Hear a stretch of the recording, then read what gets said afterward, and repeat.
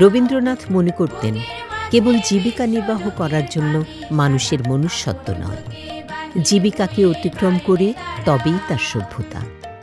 যারা নিচের তলায় কাজ করে তাদের শিক্ষা, স্বাস্থ্য, সুখ সুবিধার জন্য সচেষ্ট থাকা প্রয়োজন।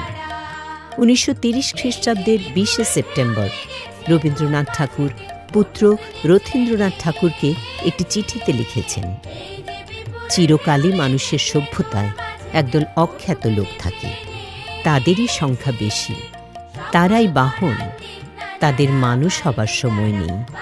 দেশের সম্পদের উচ্ছিষ্টে তারা পালিত, সবচেয়ে কম খেয়ে, কম পড়ে, কম শিখে, বাকি সকলের পরিচর্যা করে, সকলের চেয়ে বেশি তাদের পরিশ্রম, সকলের চেয়ে বেশি তাদের অসম্মান।